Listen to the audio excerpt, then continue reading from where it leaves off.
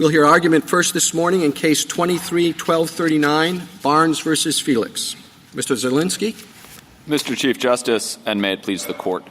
We are here today because Ashton Barnes was shot and killed on the side of a Texas highway after being pulled over for unpaid tolls. The question before this Court is how to determine whether Ashton's Fourth Amendment rights were violated. The Fourth Amendment prohibits unreasonable seizures. Justice Scalia was no fan of a totality of the circumstances test. But in Scott, Justice Scalia made clear that courts must slosh through the fact-bound morass of reasonableness. In this case, the District Court and the Fifth Circuit didn't do that. Instead, they applied the moment of the threat doctrine. According to the Fifth Circuit decision below, quote, "We may only ask whether Officer Felix was in danger at the moment of the threat," and, quote, "any of the officer's actions leading up to the shooting are not relevant." This kind of legal amnesia is incompatible with precedent, conflicts with common law, and defies common sense. Until now, respondents had embraced the moment of the threat doctrine. But before this Court, respondents have abruptly shifted position. They now argue that courts should look to what occurs before the moment of the threat and apply the law of self-defense and superseding cause. Absolutely none of this appears in the decision below. All of it confirms why the moment of the threat doctrine is so wrong. Finally, as Judge Higginbotham underscored in his concurrence, the facts show that Officer Felix acted unreasonably. But this is a court of review, not of first view. The court should rule for petitioner on the sole question presented and remand for the lower courts to apply the correct constitutional standard. I welcome this Court's questions. Under your approach, what would that correct standard look like, and how would it be applied here? Justice Thomas, we think the standard is the totality of the circumstances standard that this Court articulated in Graham and Garner, Scott, and Plumhoff. In this particular case, it would require looking at more than just the 2 seconds in which Officer Felix was on the moving vehicle. It would require asking, was there a reason for Officer Felix? How much more than the last 2 seconds? Justice Thomas, if you include an extra 3 seconds, then you would look at the seizure in its totality. I think that this Court shouldn't be drawing bright-line rules on exactly how much of the seizure should or shouldn't come in. That's what Justice Scalia underscored in Scott. There are no rigid rules, and courts can apply ordinary principles of relevancy and proximate cause to determine the reasonableness of a seizure. Was it reasonable for the officer to jump on the side of the car? So, Justice Kavanaugh, we don't think it was in this particular case, but that's precisely the issue that the lower courts couldn't evaluate because they applied this legal amnesia and only look at the fact that the officer was on the moving vehicle. Judge Higginbotham, in his concurrence, looked at the totality of the circumstances and said, I think it was unreasonable in this case. We want the opportunity for a court to be able to look at that and for us to be able to litigate that court claim. What's an officer supposed to do when at a traffic stop and someone pulls away? Just let them go? No, Justice Kavanaugh, I think there are a number of other options that were available to Officer Felix that day. Let me give you 4. First, the highway was a camera-controlled highway. So you can monitor all the cars by camera. That's, in fact, how Ashton Barnes was pulled over in the first place. The cameras automatically identified his car as one with unpaid tolls. Second, he could have radioed to somebody else on the road to follow Ashton Barnes. Third, he could have gotten back into his squad car and followed him. And fourth, they also had the car's license plate. So we're not suggesting that somebody should just get away scot-free, but it is unreasonable to use deadly force because what happened was Officer Felix put himself in a position where he had no alternative but to shoot the driver, and that's unreasonable. And you have to look at the whole picture, not just the 2 seconds in which he's on the car. Did the officer violate the Fourth Amendment at any point prior to the time when he used deadly force? If he had not used deadly force, but he had jumped on the side of the car and done everything else he did prior to that moment, would there be a violation of the Fourth Amendment? So, Justice Alito, we had brought a predicate claim below about the drawing of the firearm. My friends on the other side have suggested we should have brought a predicate claim based on the jumping onto the car. But at the end of the day, I don't think that it matters whether there is a predicate claim because let me give you an analogy. In the search context, you have an obligation to knock before you search. There is no freestanding requirement under the Fourth Amendment if you're an officer standing outside a door to knock. But if you are going to engage in a search, we evaluate the reasonableness of that search by looking a couple seconds before, did you knock? Well, it's the my same question, thing here. The reason for the question is to probe whether you are using the term unreasonable in a sense that's different from the sense in which the Fourth Amendment prohibits unreasonable searches and seizures. So unreasonable has a particular meaning when the court has to decide whether there was a Fourth Amendment violation. But in lay speech, unreasonable could go to whether the action was prudent, whether it was a violation of best police practices or the practices of a particular police department. Those are not necessarily the same thing. In fact, it seems that they're probably different. So you are eliding these two different meanings of reasonable. Now, maybe that's sound, maybe that's unsound. Justice Alito, what we're asking for is the standard that this court has applied in Garner, Graham, and Scott and Plumhoff, which is you have to look at the balance here. There's on the one side the state interest in seizing someone in a particular manner. On the other side, there's the harm to the suspect. Here, the ultimate harm, the loss of his life.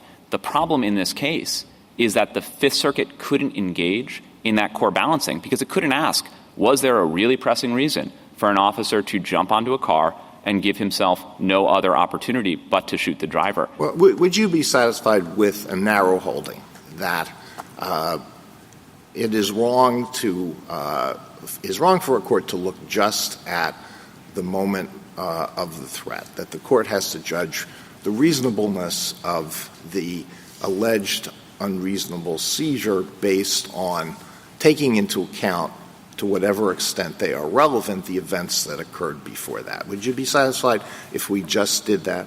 I think we would. Not get into these other more difficult questions. 100%. I think it would be helpful if the court makes clear that that means that you can look at the jump in addition to the shoot, right? That's the core issue that we want to be able to litigate. But yes, Justice Alito, we'd be happy with a very narrow holding. I don't want to limit it just to that, though.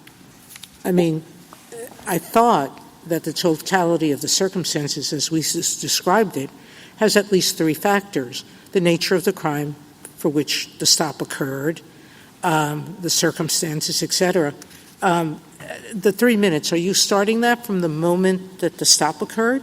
And the reason for it, or you want to do it just from when he jumped on the car? So we don't want to look at it just from when he jumps on the car. I do think you have to consider things like what he's stopped for. My friends on the other side, by the way, agree on that because they say all of that comes in because it's part of the officer's I know. life. We'll get to that with them, yeah, which is they want to make it a totality of the circumstance case, but that's not what the Fifth Circuit said.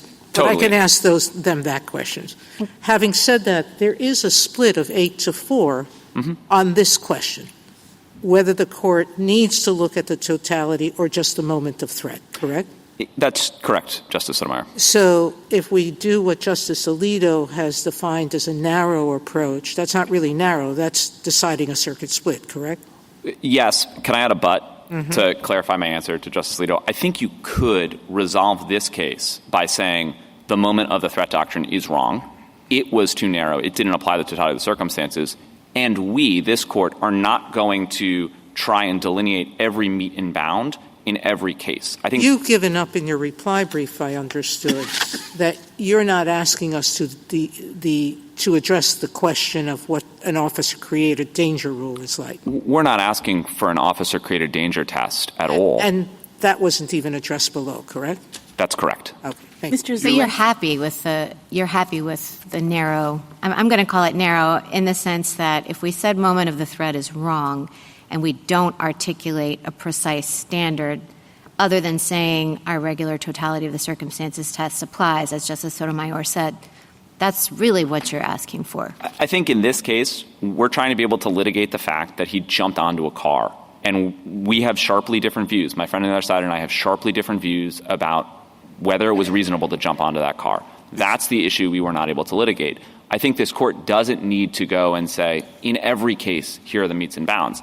I do think, Justice Barrett, if you want to put a little bit of flesh on the bones of that test, you could look to your decision in Biegert for the Seventh Circuit, where you said an officer might act unreasonably where they're primarily responsible for the danger. And you would be happy with that language? We would be happy with that language. And you don't have a position on whether a prior it kind of goes to Justice Alito's point, whether kind of a predicate Fourth Amendment violation that's unrelated to the excessive force necessarily means that if the officer violated constitutional rights, let's imagine it's not a car stop, let's imagine it's a home entry or something like that, that then it's off the table after that, even if things devolve. No, the officer put himself in the situation. In fact, I have two answers to that. The first is in Mendez, this court already held that where the damages are the foreseeable consequences of that predicate violation, then they are on the table. I think that goes a long way toward disproving the parade of horribles on the other side, because you are, in those cases, going to look at preceding conduct. But the second answer to your question is that we, of course, agree things like superseding cause. Again, your decision in Biegert for the Seventh Circuit is a great example of that. Superseding cause comes into play. The Fifth Circuit couldn't apply those kinds of tests because all it looks at is the fact that Officer Felix is standing on that vehicle. And that's why it's so concerning. It prevents you from engaging in that core Fourth Amendment balancing. What was the nature of the government interest on the one hand? What was the harm to the individual on the other? Do you agree with the language in the Seventh Circuit opinion that said it applies when the officer created a situation where deadly force became essentially inevitable? I think that is our view of this case, Justice Kavanaugh. And are you asking then, and I realize you're going to say this is for the Fifth Circuit on remand, but I'm going to ask it anyway, are officers always prohibited at traffic stops when the car pulls away from jumping on a car? Absolutely not. Okay, when can they and when can't they? Let me give you an example when they can. Let's say they see an abducted child in the back seat, and they know if they don't jump onto the car then, something terrible might happen to that abducted child. That's a type of totality of the circumstances inquiry that looks at what's the nature of the government interest at play? What's the harm to the individual?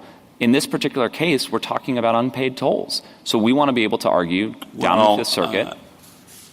True, but obviously, traffic stops sometimes identify people who are doing things that are much worse. Oftentimes, major criminals are apprehended for things like that, and I can give you some historical examples that are obvious. But so I don't know that an officer can assume that's the only thing going on. And if someone's pulling away, they could be a danger to others on the road. Who knows what's going on, right? So, Justice Kavanaugh, that's precisely, and maybe this was prefaced in your opening colloquy, but that's precisely what the Fifth Circuit couldn't engage in this case. And so I agree that there may be some circumstances. When an officer jumps on the car, the deadly force can be avoided by the driver, too. Well, in this particular case, Officer Felix's own expert testifies that Officer Felix shot so quickly, Ashton Barnes didn't have time to stop. And if I could, let me sketch out, Justice Kavanaugh, why it's so dangerous for you to shoot a driver. In fact, I'm not aware of any police department that recommends that its officers shoot drivers. The high likelihood, in this particular case, Ashton Barnes didn't immediately die. He was able to brake the car and put it into park. If he had been immediately killed, that car could have careened and crashed into the highway. Officer Felix put other people on that highway in grave, very serious danger that particular day. So I don't think it's just he's jumping on to stop Ashton from getting away. He's also jumping on in a manner that is going to put a lot of other people at risk. Mr. Zielinski, can I take you back to the question presented, which is whether or not it was correct for the Fifth Circuit to apply the moment of threat doctrine. What is your understanding of that doctrine? I guess I was surprised that Respondent in this case at this time sort of has created now a conception of it that did not seem to align with what the Fifth Circuit said. So what is your view of the moment of the threat doctrine? So Justice Jackson, Judge Higginbotham was very clear in his decision below. You cannot look at any of the officer's actions prior to the moment of the threat. He's joined in that decision by Judge Elrod and Judge Smith. Respondents themselves agreed below that you can't look at anything prior to the moment. And do you perceive them now to be saying that you can look at some things? Yes. So that's a different concept. 100%. And Justice Jackson, they've gone so far as to say if an officer jumps in front of a moving car and shoots the driver, that's unreasonable. Well, that's our view of this case. And part of the problem is we weren't able to have a lower court look at the totality of the circumstances and decide, was this like a case in which you jump in front of a car and immediately shoot the driver? Do you agree with the language in the Solicitor General's brief that says the circumstances at the moment that force is used will generally have primary significance in the analysis? So I think that there's very little daylight between us and the Solicitor General. I think that language, Justice Kavanaugh, is descriptive. So it's describing that in the vast majority of these cases. Do you agree with it? I do. Okay. In its and do you descriptive agree aspect. with when the Solicitor General says the type of situation that was described in Biegert will be rare? I think that there are a series of reoccurring fact patterns. I think there are two of them. I think that the jumping in front of or onto car does occur with some frequency. So we cited in our reply brief a study of 400 stops that found that there is a routine problem of officers jumping in front of cars. In the article, it's described in a Hollywood style, and then shooting the driver. The other reoccurring fact pattern is a pattern where officers fail to identify themselves, and the suspect, exercising his or her own Second Amendment rights to self-defense, pulls out a firearm. The Fifth Circuit alone has two cases in which they apply the moment of the threat doctrine. The cases are Cass and Royal, and they say, we can't look at the fact that the officer failed to identify himself. We can only look at the fact that the officer faced a loaded gun. And that, by the way, is just sharply inconsistent with how the common law approached the exact same circumstance. And that's a very strong indication. The jumping in front of the car, I think you said this earlier, but sometimes it'll be reasonable and sometimes not. So, yeah, let me give you an example maybe where it might be reasonable, just to help flesh it out. Take the tragic terrorist attack in New Orleans. In that particular case, someone used a car as a weapon of terror. If an officer had jumped in front of the car and shot the driver, that officer would be a hero. And it's because the state interest in that case in seizing that terrorist is incredibly high. Again, that's the type of balancing that the Fifth Circuit just couldn't engage in this case. Well, here, the stop is for failure to pay tolls. But we could ratchet up very gradually the severity of the reason for the stop. And at what point would the offense become sufficiently serious? At what point, if any, would the offense become sufficiently serious in your judgment to make it reasonable for the officer to get on the sill of the car? So, Justice Alito, it's a very difficult question to answer because, as this court has said, that it is a fact-specific question that's going to depend on each given case. And there are no magic rules. There's no on-off switch. And that's Justice Scalia and Scott. You can't just start drawing the lines precisely because these cases are so numerous and there are so many different permutations. And so I think it would be very dangerous to start drawing those lines. Thank you, Counsel. Justice Thomas, anything further? What do you do with the cases cited by the other side where the Fifth Circuit does appear not to apply the moment of threat doctrine and does take into account more of the totality of circumstances? So, Justice Sotomayor, let me give you three responses. First, there's never a Fifth Circuit case where they actually look at the officer's prior conduct and say that's part of the calculus and it goes against the officer. So it's always, whenever they might do it, it's only in the officer's benefit. The second, the best case... Some of my colleagues might agree with that. Why should we not? Because you have to look reasonableness. The framers gave us a test of reasonableness, and that is it's a two-way street, not a one-way ratchet. And it requires... The common law, you gave the prime example in the common law, which is if a plainclothes officer doesn't denounce he's an officer and pulls out a gun. Yes. Under that circumstance, the common law would say someone can defend themselves and pull out a gun. Yes. Right. Yes. So, okay, go ahead with yours. And then the other response to your question, and I have two more answers. The first is that there's just a wealth of Fifth Circuit cases that come out in the other direction and are just crystal clear. So I would just direct the court to the Harris v. Serpis case. That's quoted by Judge Higginbotham in his decision below. In Harris, the Fifth Circuit goes out of its way to say this court has narrowed that test. And that test is referring to the Graham test. So they are self-consciously clear that they are narrowing this court's precedent. And the court then goes on to say any of the officer's actions leading up to the shooting are not relevant. for the purposes of an excessive force inquiry in this circuit. So that's a categorical bar. And then the third point is that in this case, you don't just have Judge Higginbotham who's describing the split or the moment of the threat doctrine. You also have Judge Elrod and Judge Smith who sign on to that panel decision, and all of them agree this is how the doctrine operates in the Fifth Circuit. Thank you. Justice Kavanaugh. Justice Jackson. Thank you, counsel. Mr. Jacoby. Mr. Chief Justice, and may it please the Court. The Fifth Circuit analyzed this case by examining only the so-called moment of the threat and categorically ignoring all prior events. None of the parties defends that approach. That is because reasonableness is assessed under the totality of the circumstances, and pre-force events can be critical to that assessment. Prior events often show that the force was reasonable. For example, police may have issued warnings or attempted de-escalation, all of which a split-second moment of the threat doctrine misses. Of course, when officers face a moment of danger, that is by far the most important factor under Graham. But in rare cases, a moment of danger doesn't tell the whole story. If the danger was manufactured entirely by police conduct outside the bounds of reasonable behavior and not by the suspect's intervening apparent misconduct, it is unreasonable to use force in the moment. The panel's approach fails to provide a constitutional backstop in those cases, and it disregards context that may show that force was reasonable in others. I welcome the Court's questions. Would that also include, those circumstances also include the conduct of the victim that preceded the shooting?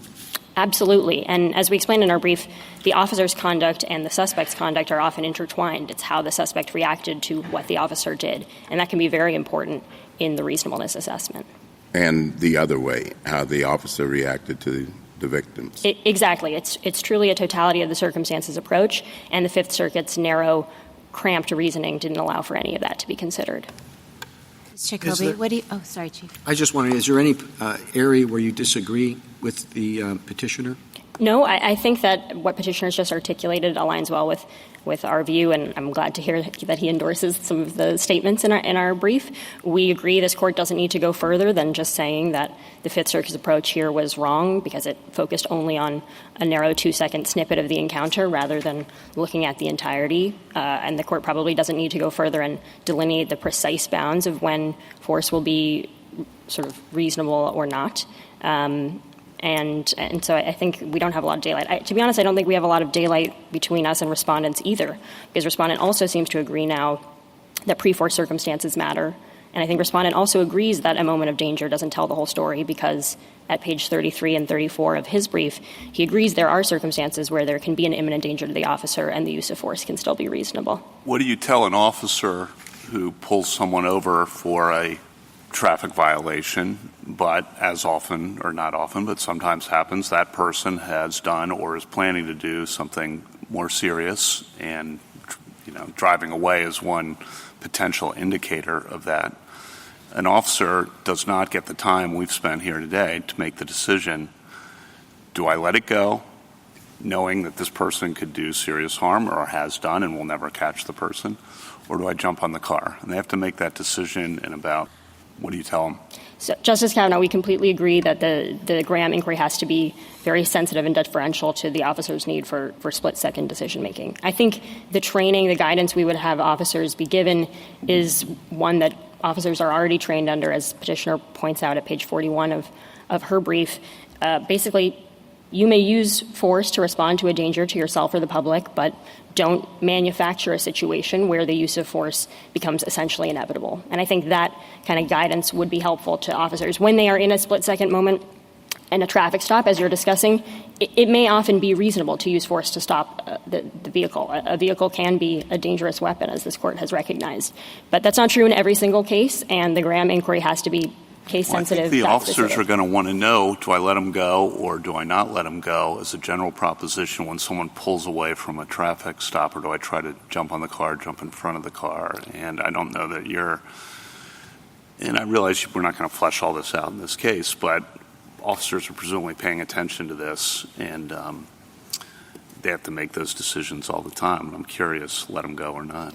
Of course. I think it's going to depend on what you've pulled them over for. If you know or suspect them to be armed, how they're behaving in your interaction with them, if you're getting the sense that as they pull away, they're going to pose right away a big danger to people on the road. And respondent says that was the case here, and it may well have been. And it may well have been reasonable to use force to stop the officer or to jump on the car to stop Barnes from getting away. But the Fifth Circuit just didn't consider any of that, and that's what we think is wrong. Is it an objective or subjective inquiry in terms of what type of conduct is going to create the danger? I mean, it's like, what about in sort of the equivalent of an eggshell plaintiff? I mean, is the officer subject to varieties in terms of reaction from people that he pulls over? Mr. Chief Justice, the Fourth Amendment test is always an objective reasonableness test. We're not looking into the subjective state of mind of the officer to see if he was acting in good faith or being particularly sensitive or something like that. It's whether he acted objectively reasonably. I do want to briefly— thinking more of the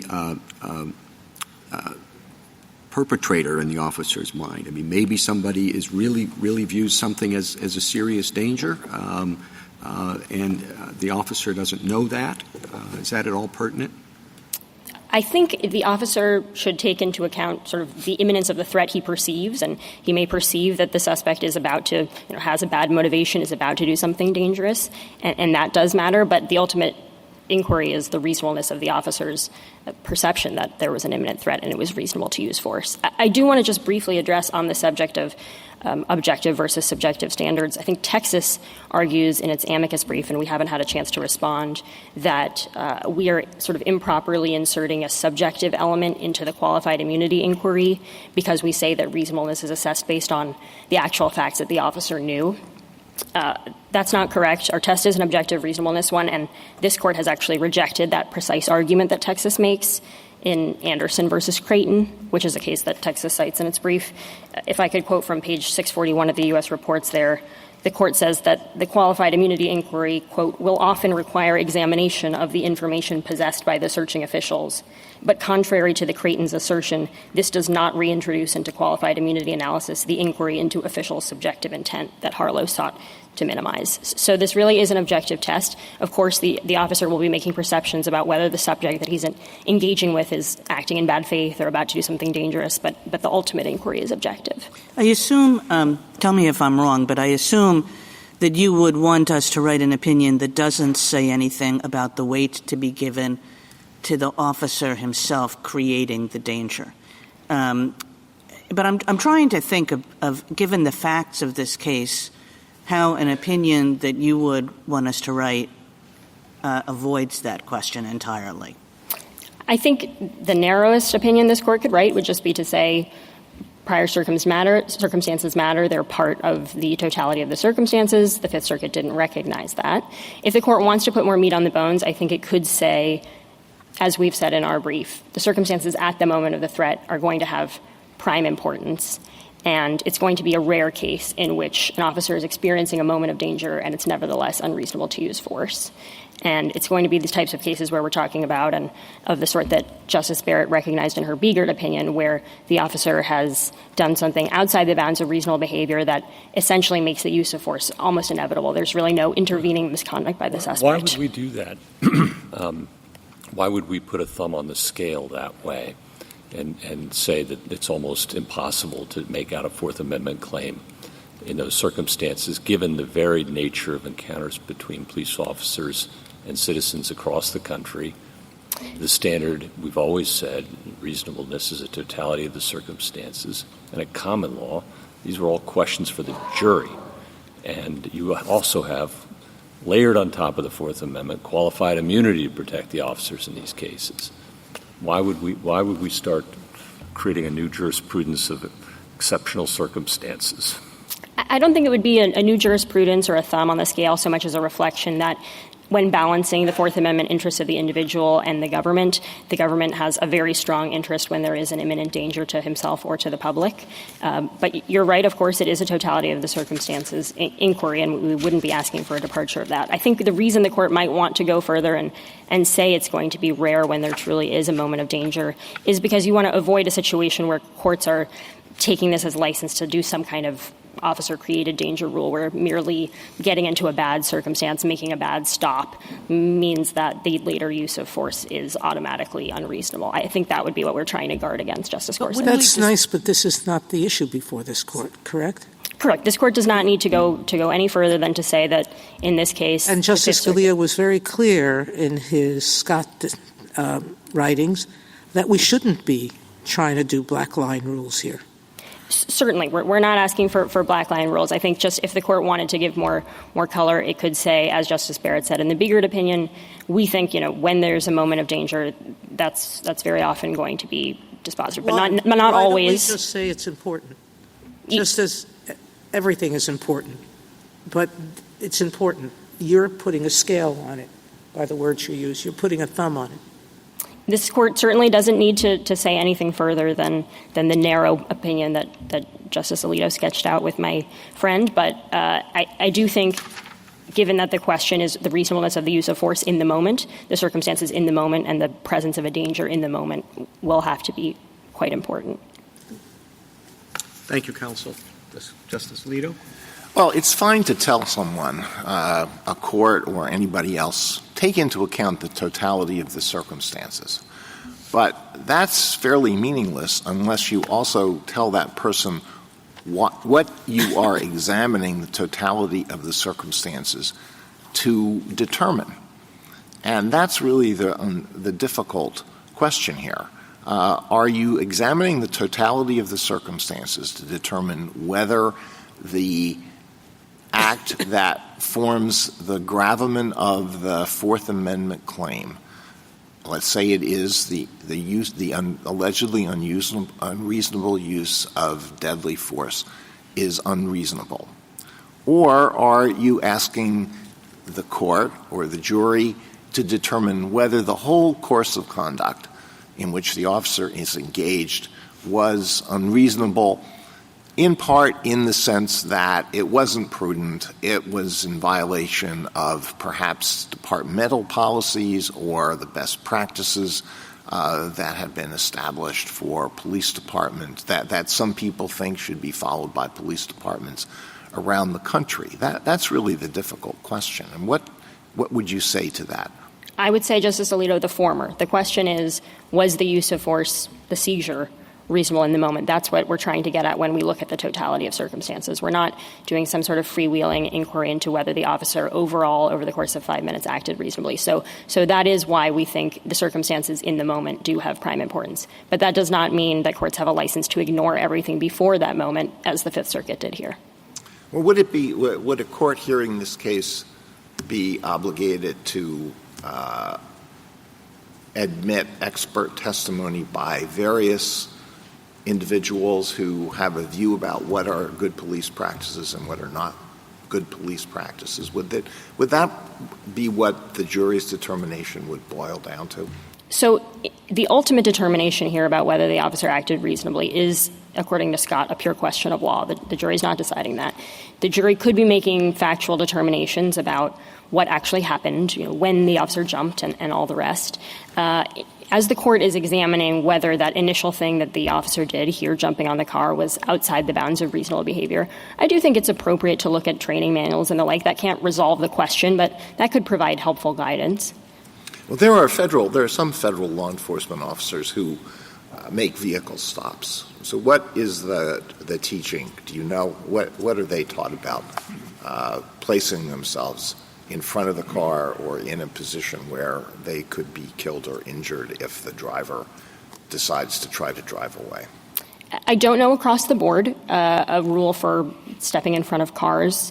I know that federal officers are trained to use force to respond to danger, but not to enter into situations where the use of force becomes sort of inevitable. That's like the DHS manual that my friend points to at page 41 of her brief. I think, again, we don't really train officers to go right up to the constitutional line. We often will train officers to not enter in these situations to begin with, even if they ultimately do so, it could end up being not a Fourth Amendment violation. So I suspect we would train officers not to frequently avoid using force on roads and whatnot, even if it would be permissible under the circumstances to do so, because we just want to train them more cautiously, I suspect. Thank you. Justice Sotomayor? No, thank you. Justice Kagan? Justice Gorsuch? Justice Kavanaugh? I just am curious, after this case gets resolved on remand, if it goes back on remand, what the rule will be for officers and what those training manuals will say. Put aside the abducted child example. Someone's pulling away, it might be they just don't feel like they want to be hassled for a traffic violation, but they could be, about to drive down the street in New Orleans. You don't know. Or they might be on drugs and about to kill someone else who's, on a bike on the side of the road. And I don't know what we want officers to do, and I don't know how that's going to get fleshed out, but I'm not, officers, if they're held liable for jumping on cars for anything that happens thereafter, are just going to let cars go. And maybe that's the rule that the United States thinks is appropriate. I don't know. That's not the rule the United States thinks is appropriate. I do think that it is sometimes appropriate to use force to stop a car from pulling away from a stop. I think Brousseau is good guidance on that.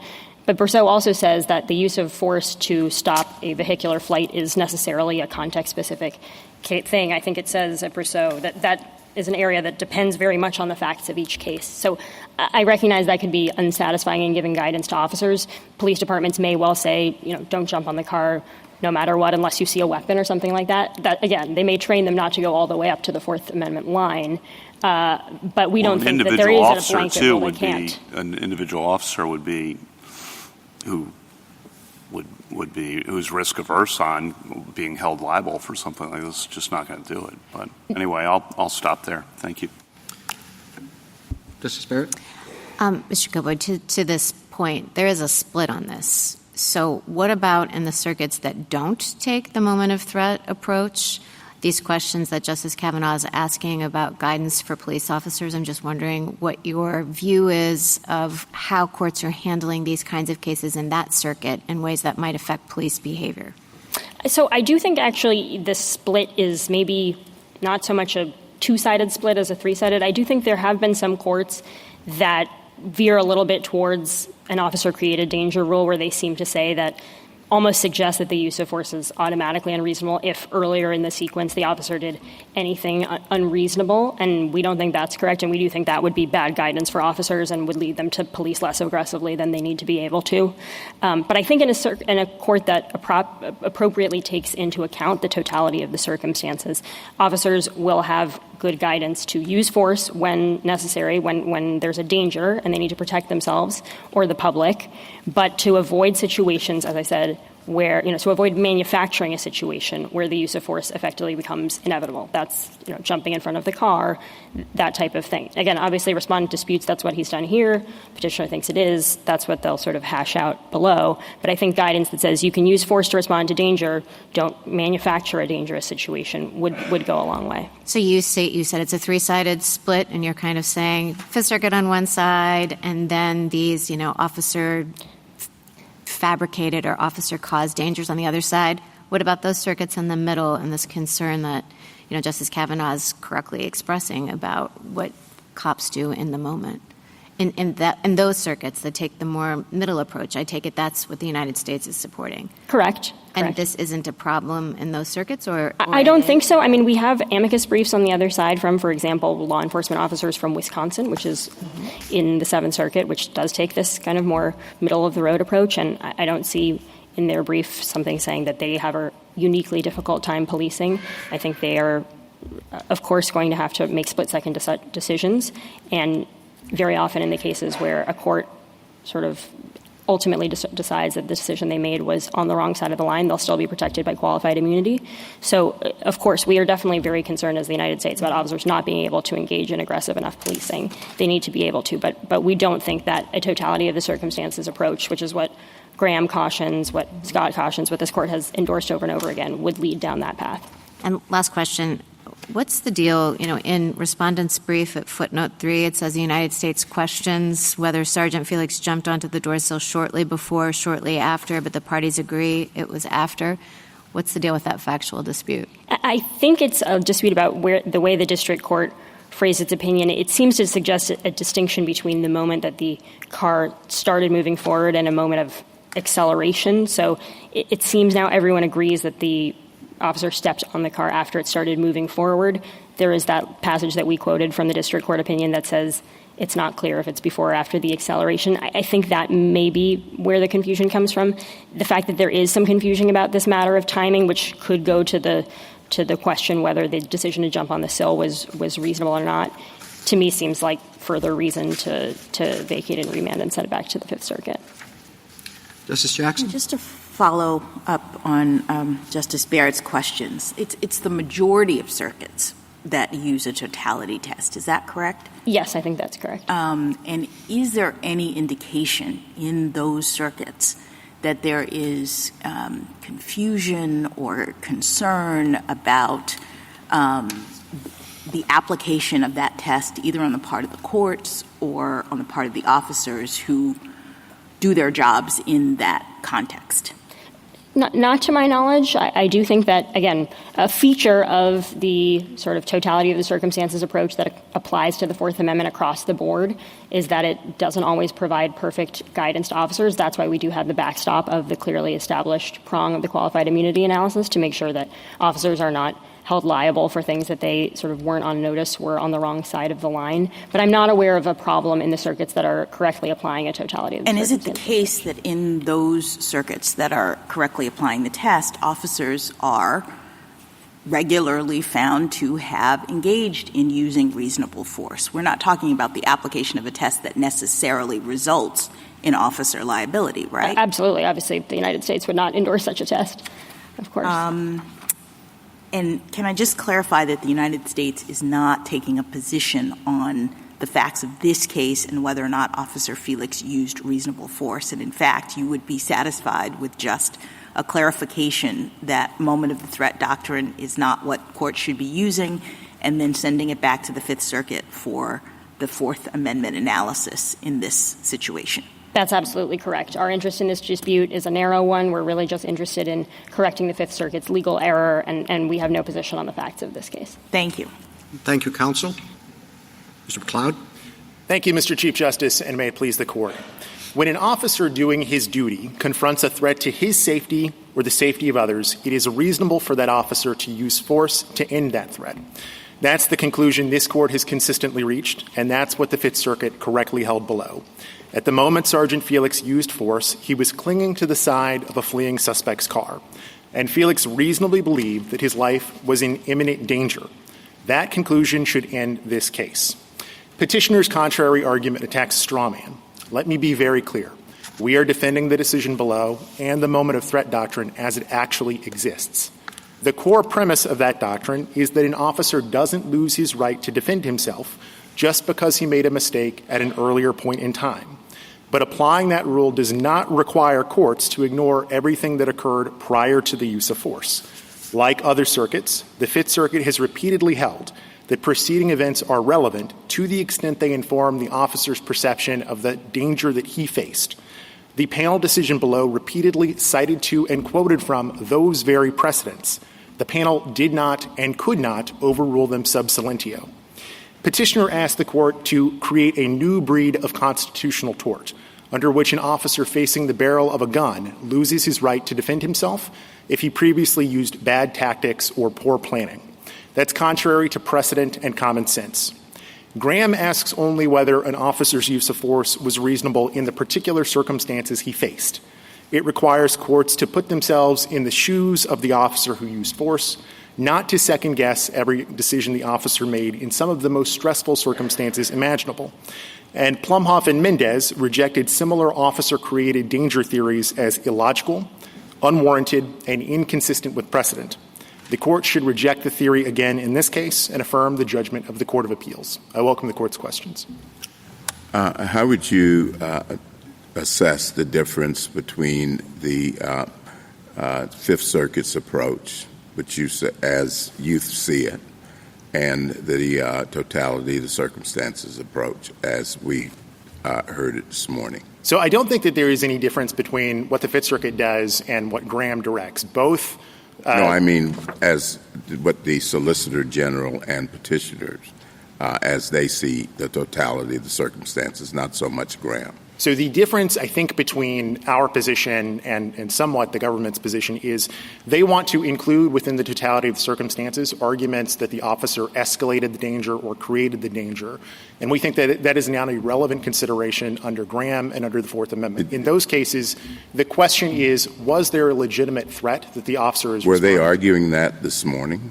That was exactly their argument that I heard this morning. He said that Mr. Zielinski said that Sergeant Felix created a dangerous situation by jumping onto the car. But I thought he said he wants to argue that later when it goes back. Well, that was the argument that they tried to advance in the Fifth Circuit. And this is, I think, the one thing I agree with in Judge Higginbotham's solo concurrence at 15A of the petition appendix. He says that argument is foreclosed under Fifth Circuit law. And that is the actual issue that divides the circuits. There is no split on the question of whether you can consider preceding events.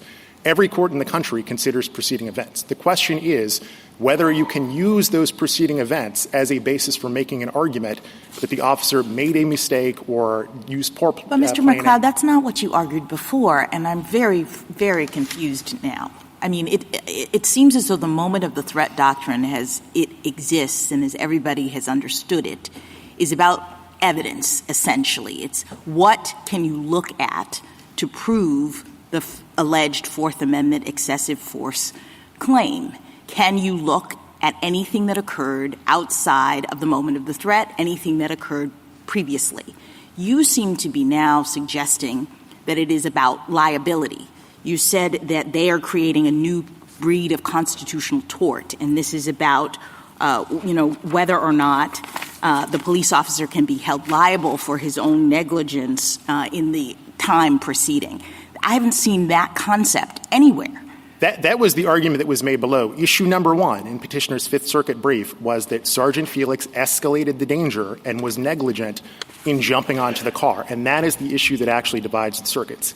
The Fifth Circuit has never adopted a rule that you can't ever look to anything that happened prior to the use of the force. And the best example I can give— Isn't it true that in your bio you stated the Fifth Circuit's approach involves reviewing only the events immediately prior to the use of deadly force as opposed to other prior conduct? The other prior conduct that was being referred to there is conduct that is alleged to have created the danger. That might be what you're saying is referred to now.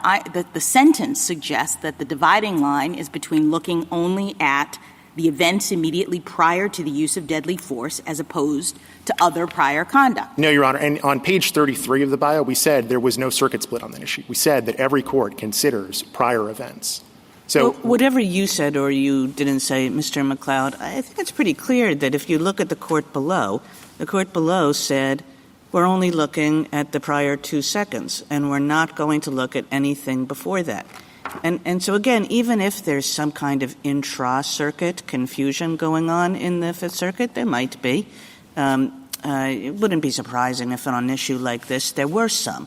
But we have two opinions below, actually, both the circuit court and the district court, who expressed a desire to look beyond 2 seconds, but said we can only look at the prior 2 seconds. And you seem to be saying, well, that is wrong. I mean, you can look back beyond the prior 2 seconds. So that suggests to me that there's an easy way of just, vacating and remanding and giving it back to the courts below to address, okay, once we look beyond the 2 seconds and we have a fuller scope of evidence, then we'll make our reasonableness inquiry, hopefully without our putting a thumb on the scales either way. So I have a couple of responses on that. First, I don't think that that's the best reading of the panel decision. I understand that that's what Judge Higginbotham asserted in his solo concurrence, but that is not the law, and he doesn't get to make the law for the Fifth Circuit by just asserting things in a solo opinion. Fair enough. I understand you read the opinion differently than Justice Kagan does, or maybe Judge Higginbotham did, but what's wrong with proceeding on that understanding? Well, I think there are a number of things wrong. The first thing I would say is, to the extent you are concerned about the breadth of the statements in the panel decision, I think the better course of action is to affirm the judgment, which is clearly correct. If the only thing we're concerned with is this 2-second rule, whether it's there or not, Mr. McLeod, and we just clarify that is not the law, send it back. Any objections to that? Yes, because then you would be sending it back for a remand that is going to be pointless. As I said before, the argument that petitioner wants to make on remand. Mr. McLeod, the number of remands from this court that lawyers tell us are pointless could fill volumes. Well, in this case, any other objection besides your view that it would be pointless? Yes, my other objection is it would be creating, I think, a dangerous precedent because it could be seen as endorsing the sort of officer-created danger argument that petitioner wants to make. And as Justice Barrett alluded to in some of her questioning earlier, Fine. That's Mr. McLeod, that's a fair concern, but we've also talked about putting that aside and bracketing that and making clear, as we did in Mendez. That footnote in Mendez reserved the question. We'd reserve it again, possibly. If we do that, any other objections? So I guess if I could ask, if you do that, to do one additional thing, which is to make clear that the standard would have to be high and mere negligence alone would not be enough to satisfy this officer-created. Well, now, see, negligence involves mens rea, and that's subjective. And we've said in the Fourth Amendment it's an objective test. So up till then you had me, but now I'm afraid I'm getting off the train.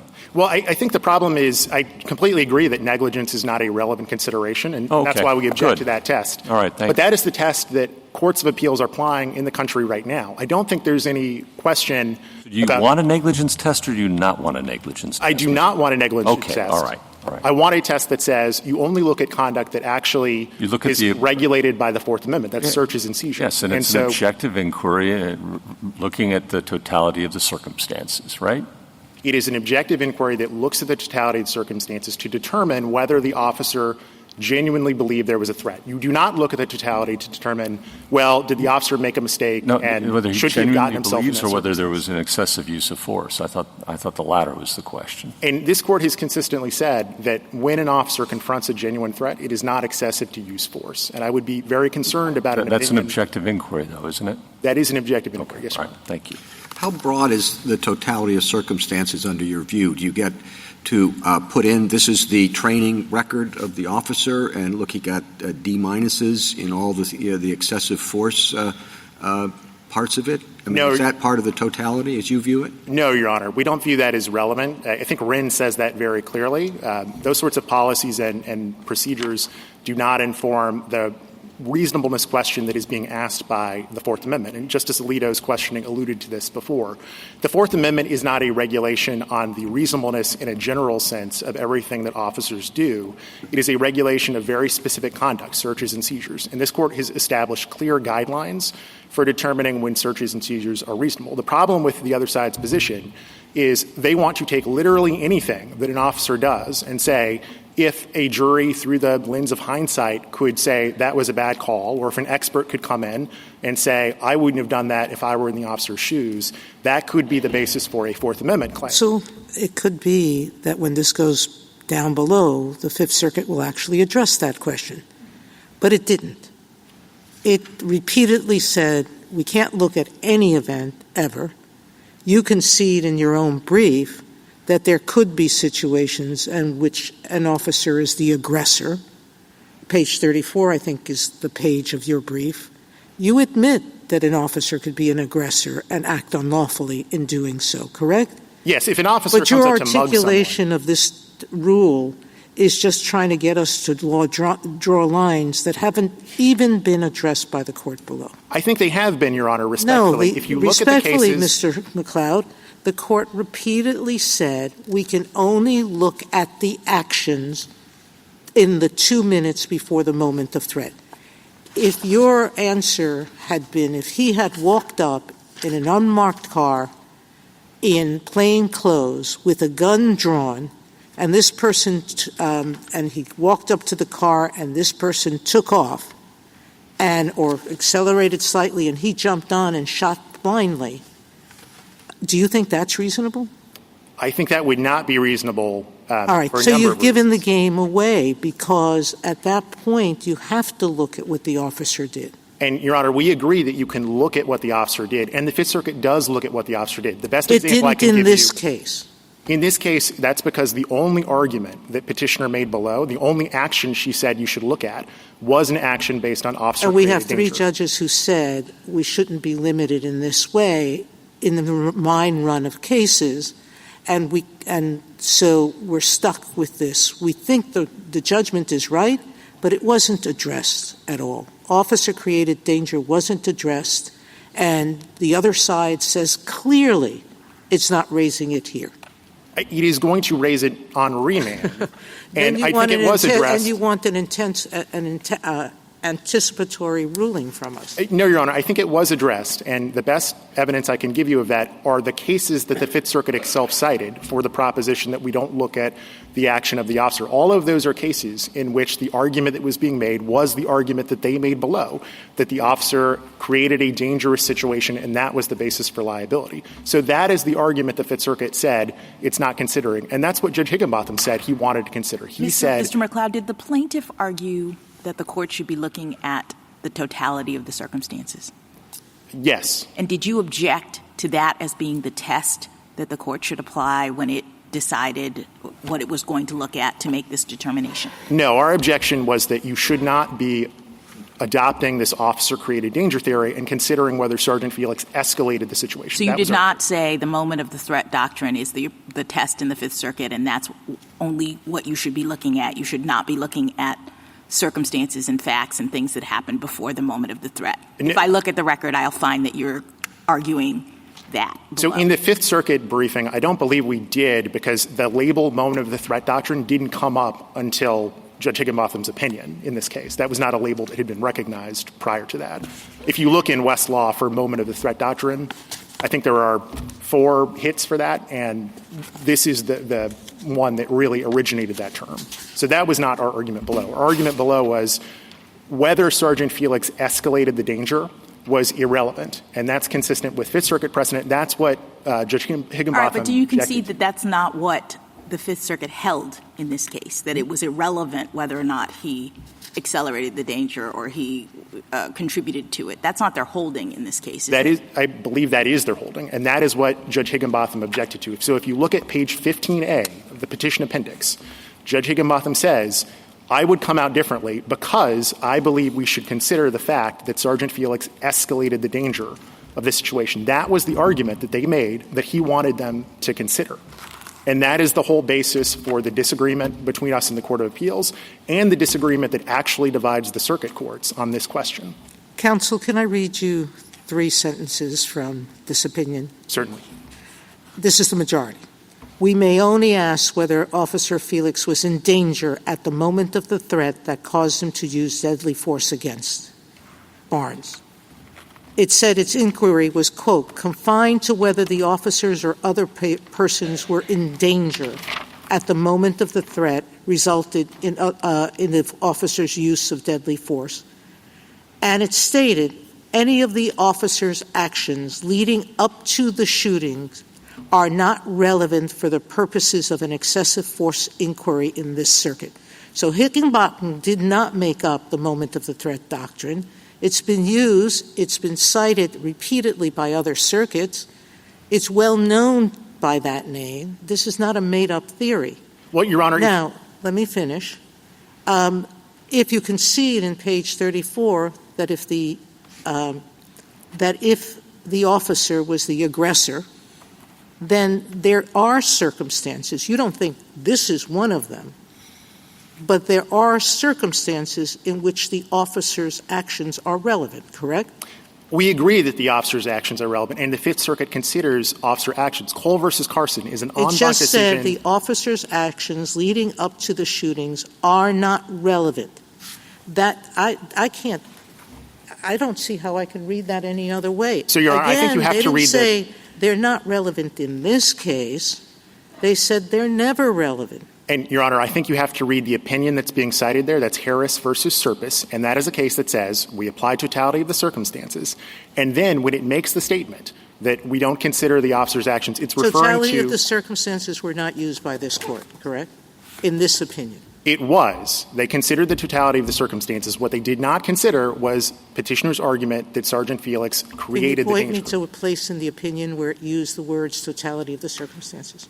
I cannot, but that was the argument that was made below. Can you explain Judge Higginbotham's concurrent sentence? I write separately to express my concern with this circuit's moment of the threat doctrine as it counters the Supreme Court's instruction to look to the totality of the circumstances when assessing the reasonableness of an officer's use of deadly force. Yes, he is wrong about that. And the best evidence I can give you of that is Cole versus Carson. Did he believe that there was such a thing as the moment of threat doctrine and that it was in opposition to the totality of the circumstances test, which is what he was hoping that the court would be able to apply? I don't know how he could reasonably believe that, given that he wrote Cole versus Carson, which is an en banc decision of the Fifth Circuit that is all about pre-shooting facts. In that case, but he did believe it, and that belief produced the decision below.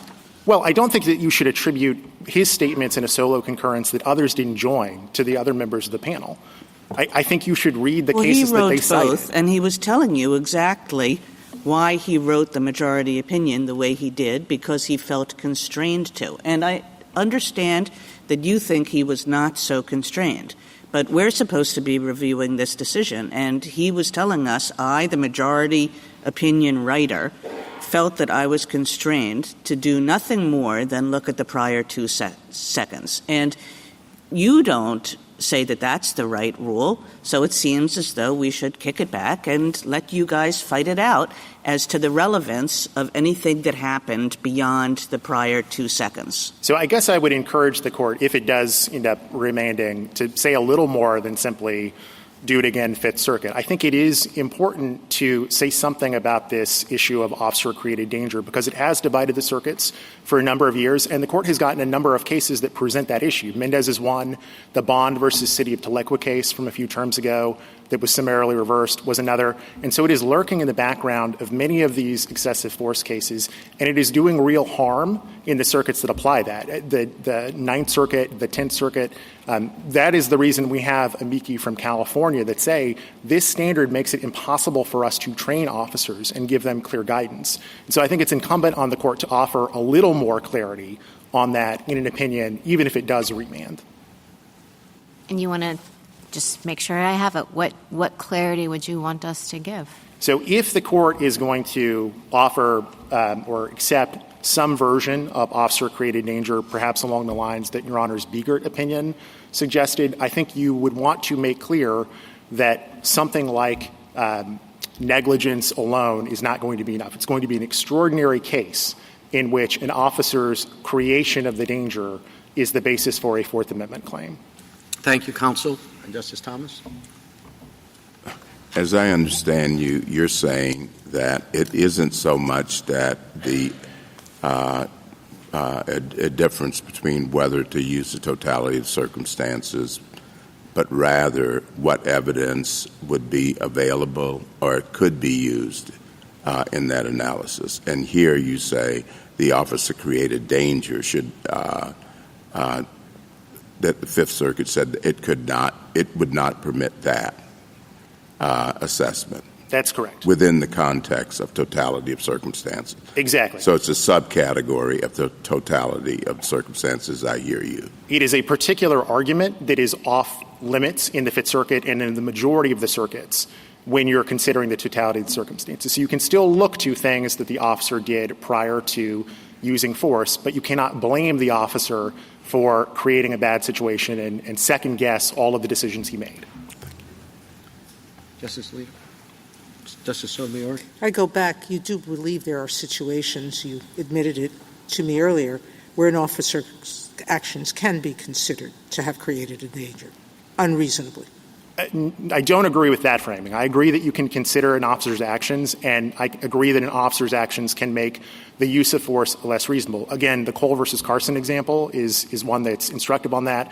That is a case where the majority of the Fifth Circuit en banc said things that the officers did prior to using force made it unreasonable for them to use force at a later point. But what they did not do is say, well, did they violate policies or could I have made a better decision? And that is the fundamental difference between my approach and petitioner's approach. Justice Kagan? So the question presented that we took certiorari on is whether courts should apply the moment of the threat doctrine when evaluating an excessive force claim.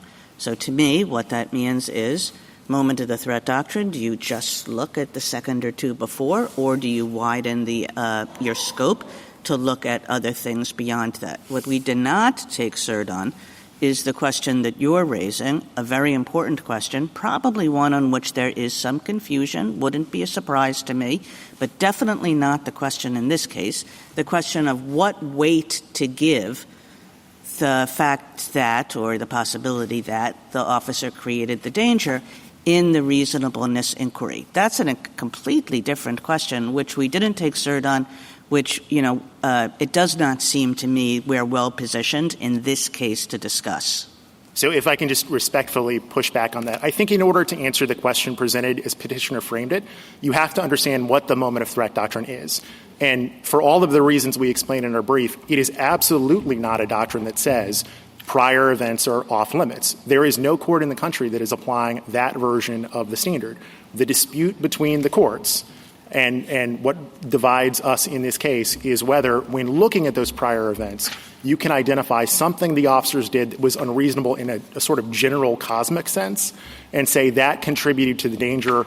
And even though that is not itself a violation of the Fourth Amendment, it is the basis for your Fourth Amendment excessive force claim. That's the nub of the issue. Thank you. Justice Gorsuch? Justice Kavanaugh? Justice Jackson? Thank you, counsel. Ms. Petit?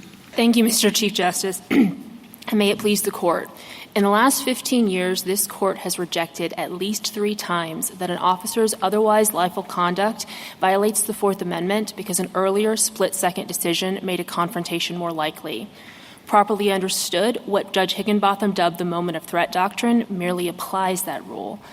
As this Court recognized in cases like Mendez and Sheehan, it is necessary because the Fourth Amendment must be applied by thousands of real cops in the real world without, in the words of Kentucky against King, an unacceptable degree of unpredictability. The moment the officer created risk theory, which petitioners have continuously pressed at least until their reply brief in this Court, is antithetical to that proposition because it invites an open-ended subjective inquiry into the officer's intent that cannot be conducted without the benefit of hindsight. It also, as Mendez recognized, involves tricky questions and fuzzy standards of causation that cannot be easily applied. Because the Fifth Circuit has properly rejected that proposition, its judgment should be affirmed, and I welcome the Court's questions. Would you articulate for us what you think the District Court and the Court of Appeals held? I think that the District Court held, and I would point Your Honor to Pet App page 17A and 24A footnote 2, under the Fifth Circuit precedent that prior actions that created a risk were not relevant under the Fifth Circuit's test, because that is the argument that petitioner was pursuing at that time. And to Justice Sotomayor's questions earlier, the statements that she is referring to have to be read in light of those arguments, because that is what the Fifth Circuit was rejecting when it said the prior actions were irrelevant. I'm sorry, you're saying the statements that the Fifth Circuit made in its opinion regarding what its holding was have to be read in light of the arguments that were before it? I believe that's what they were referring to when they say these actions that you're talking to are irrelevant. Well, what is Judge Higginbotham saying when he says, in his concurrence, I write separately to express my concern with the Circuit's moment of the threat doctrine, and then he doesn't define it in the way that you have. He says this doctrine counters the Supreme Court's instructions to look at the totality of the circumstances. Your Honor, I would point you to page 15A of his opinion, where he also says that in our reasonableness analysis, references to our supposed obligation to consider the totality of circumstances are merely performative. So the dispute here appears to be not the formulation of the rule as I articulated it, but its application. No, he says it's performative. You didn't read the first part of the sentence. If the moment of the threat is the sole determinative factor in our reasonableness analysis. So he says we have a moment of the threat doctrine that tells us we only look at this moment. And what that does is it makes any references to totality merely performative because we're not looking at the totality. We're just looking at the moment of the threat. So do you dispute that at least he conceptualized the doctrine in the way that I'm describing and the way that petitioners have put it forward? There are certainly statements to that effect. He has, however, created a very similar concurrence in a case called Mason against Lafayette City from 2015. I'm talking about this case. So let me tell you what I think is happening, and I just want to get your reaction, and then I'll be done. It seems as though the question presented here is asking us to decide which test the courts should apply, and it sees the moment of the threat doctrine as distinct from the totality of the circumstances. Which test? Fifth Circuit applied moment of the threat. Is that right or wrong? It seems now that you are arguing which circumstances, assuming totality, is it okay to include or consider the circumstance of the officer's own conduct? If courts are doing that, is that a problem? That is a separate question that is not, I think, properly within the scope of the question presented, which just asks us which test. So can you help me to understand why we would get into whether or not the particular circumstance you've identified is one that courts should be looking at or not? Because I agree with my colleague that it is difficult to answer the question presented without getting into that. And I would point this court to pages 15, 23, 28, 32, and 41 to 42 of the petitioner's opening brief, in which they're discussing precisely this type of question.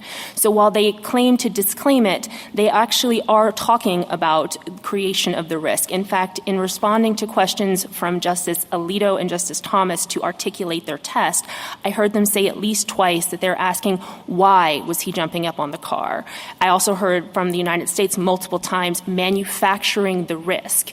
That is conflating the two questions because they are quite related. In fact, that is the source of the dispute amongst the circuit courts. The Ninth and the Tenth Circuit say intentional and deliberate conduct creating the risk can obviate the officer's ability to defend himself. The Fifth Circuit says that's not the rule. That's the nature of the dispute. And so trying to take it out of that context and say are you considering 2 seconds or are you considering 30 gets into the point where there's not a circuit split, as my colleague mentioned. The Fifth Circuit is looking at those issues. In fact, I would point this court to Singleton against Casanova, in which Judge Higginbotham joined an opinion 6 months after this one, in which, like Colby Carson, which he wrote 3 years earlier, the Fifth Circuit was describing all pre-force conduct. So the Fifth Circuit is not applying the moment of the threat doctrine, notwithstanding some of the comments in Judge Higginbotham's opinion. And this court ultimately reviews judgments, not statements and opinions. Counsel, I appreciate that what happened below may be different than what's happening here. At least that's your view. But we did take a question presented about the moment of threat doctrine. I understand you think it's not a thing. But what's wrong with resolving just the question presented and putting aside your record-based concerns? It is a question. We've granted cert on it. I think everybody agrees it's wrong. What's the harm of saying that? As long as Your Honor is very clear that you are not endorsing the creation of the risk theory adopted by the Ninth and Tenth Circuit, then I don't think there's anything necessarily wrong. I agree with my colleague that it is unnecessary. And the reason I say that is I point the court to page 5A of the PET app, which the Fifth Circuit quoted at length a district court opinion that looked at those earlier circumstances. So I don't think it's necessary. But as long as the court is clear that we are not adopting the creation of the risk theory, we have no quarrel with such an action. Thank you. Going to the nature of the questions here for just a minute, I would point out that the inquiry here I've heard a lot of concerns about line drawing. And I find that interesting because the petitioner's argument here was that they just wanted to consider the jump as well as the shoot. That itself is a line drawing question. And it's very deliberate because they have actually litigated whether everything up until the jump was reasonable, and the district court concluded that it was. Because, again, courts below are not considering just the 2 seconds.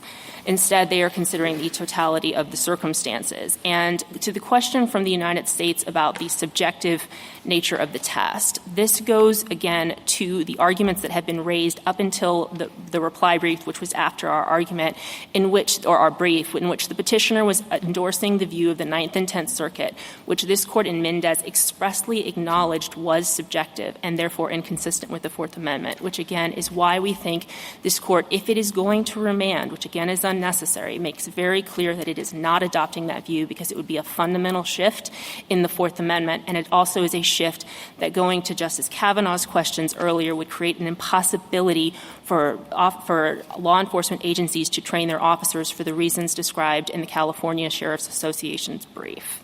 If there are no further questions, I request that you affirm. Thank you, counsel. Justice Thomas? Justice Sotomayor? Ms. Kagan? Gorsuch? Kavanaugh? Justice Barrett? Justice Jackson? Okay. Thank you, counsel. Rebuttal, Mr. Zielinski? I have 5 very brief points. First, Justice Jackson, you asked my friend on the other side when they argued for the test that was applied below. Listen to minutes 28 and 29 of oral argument. Then you'll hear that there. Justice Sotomayor, you noted that my friends on the other side agree in many cases with the jump in front of car case. You need to look at the whole picture of what the officer did, the jump and the shoot. There is no rule that they can't distinguish that case from this case. Third, Justice Kavanaugh, you had some practical questions about how this is going to impact effective policing. Officers receive qualified immunity. As the Cato brief discusses, 99+% of the time they are also indemnified by the municipality. You have a brief of 22 former high-ranking police chiefs who are in front of you saying that you should rule for petitioner and it will not hamper but promote good policing. And then third, the DHS rule is a great example of why this is not going to harm effective policing. Fourth, Justice Alito, I want to be very clear. We are not saying that every single mistake is going to result in liability. What we are saying is you have to look at the whole picture, and here that's more than just 2 seconds. Finally, Justice Gorsuch, we agree wholeheartedly this rule is inconsistent with the common law. If you rule and adopt the moment of the threat doctrine, you will essentially enact a hereto unprecedented rule permitting the killing of fleeing misdemeanants. You should not do that. You should vacate and remand. Thank you. Thank you, counsel. The case is submitted.